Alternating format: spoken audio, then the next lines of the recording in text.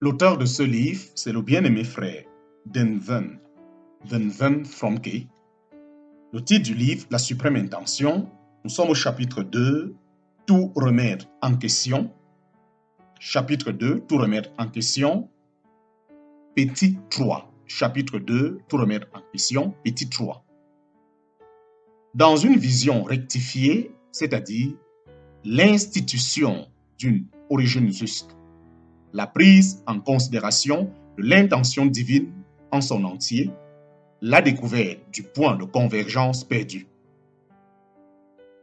Nous allons voir comment c'est notre suprême point de départ en Dieu, en parenthèse, notre origine, qui détermine toutes nos conceptions de base. Une fois cette vérité comprise, une véritable révolution ne manquera pas de se produire dans le monde religieux. Une multitude de conducteurs spirituels se rendront compte qu'ils doivent réviser des notions fondamentales. Ce sera un véritable bouleversement. C'est ce qui arriva lorsque Paul se mit à expliquer le nouvel ordre institué par Dieu, l'Église devenue distincte du judaïsme. Nous pouvons être certains que lorsque l'Église du temps présent s'élèvera à la hauteur de sa vraie vocation, quelque chose de tout aussi révolutionnaire se produira.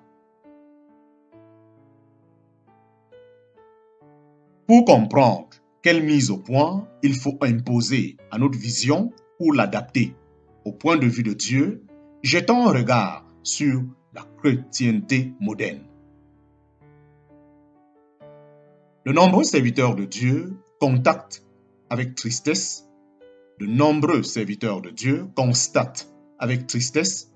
que les milieux évangéliques sont à la dérive. Malheureusement, les efforts qui sont faits pour redresser cette situation ne touchent en général pas le cœur du problème. Bien qu'on soit prêt à reconnaître qu'il faut commencer avec Dieu, dans la pratique, on commence quand même avec l'homme et on fait de lui le centre. Bien qu'on soit prêt à reconnaître qu'il faut commencer avec Dieu, dans la pratique, on commence quand même avec l'homme et on fait de lui le centre.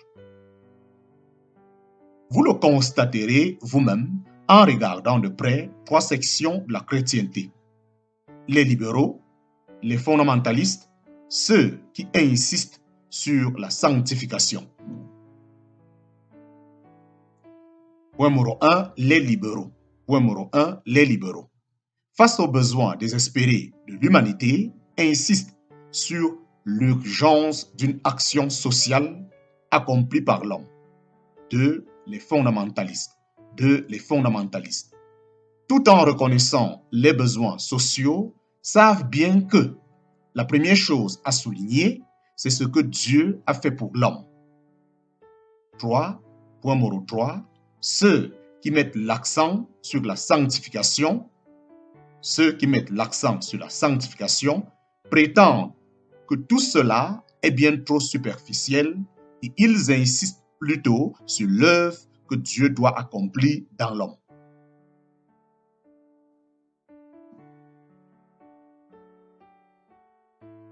Bien que chacune de ces 3 sections fournisse une contribution conforme à son programme particulier et que souvent elles croient servir la vérité en se combattant les unes les autres, le vrai problème leur échappe complètement. C'est de l'homme qu'elles s'occupent essentiellement.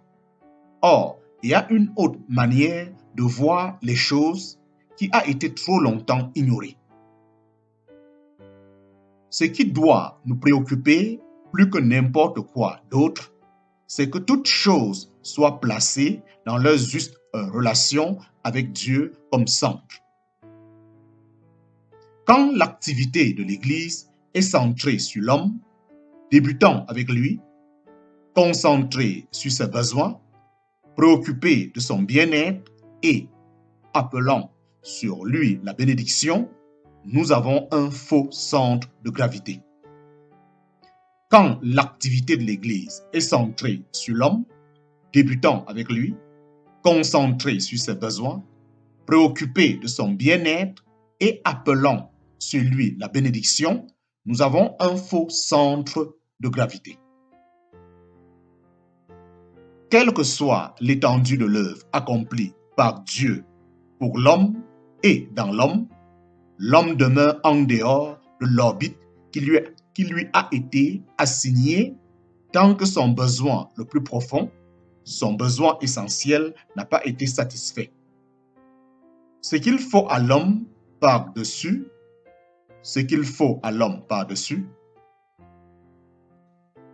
ce qu'il faut à l'homme par-dessus tout, c'est une découverte des besoins de Dieu, une prise de conscience des préoccupations qui sont les siennes.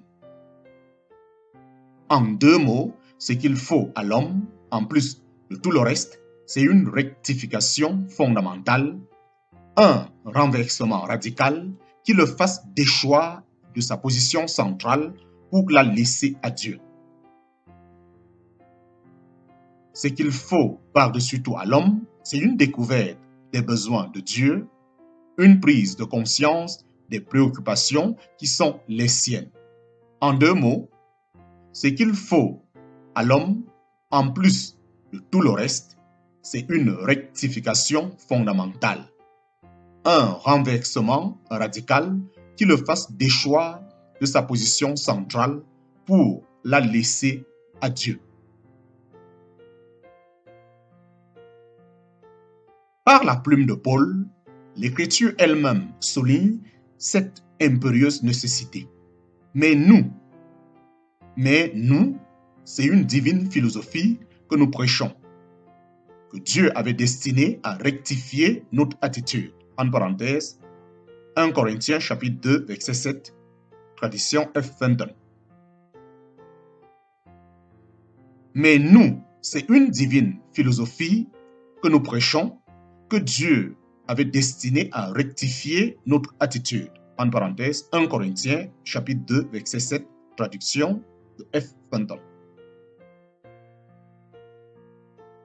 Ainsi, tant que les croyants vivent dans le temps et se concentrent sur les intérêts de l'homme, notre prédication et notre service seront comme centre l'homme au lieu de Dieu, comme arrière-plan la rédemption et le royaume au lieu du dessein éternel, comme espérance le ciel et la gloire, en parenthèse pour l'homme, au lieu de l'ultime satisfaction de Dieu, sa gloire suprême et l'honneur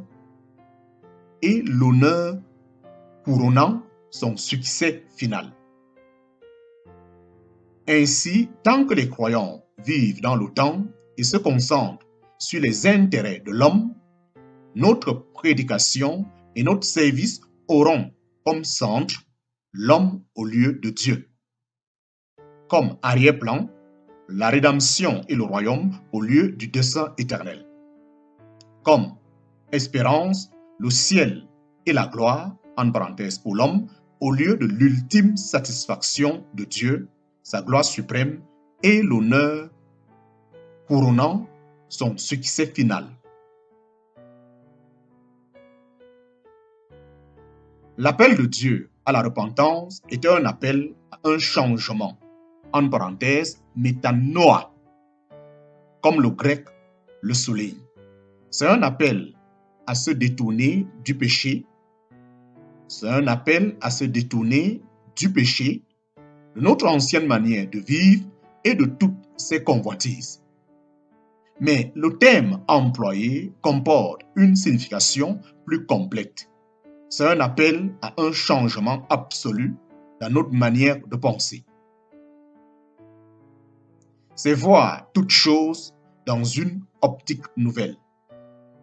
Ainsi, la vraie repentance ne doit jamais s'arrêter avant que soit consommé un changement fondamental, une rectification de notre attitude et de notre position. De notre attitude et de notre position.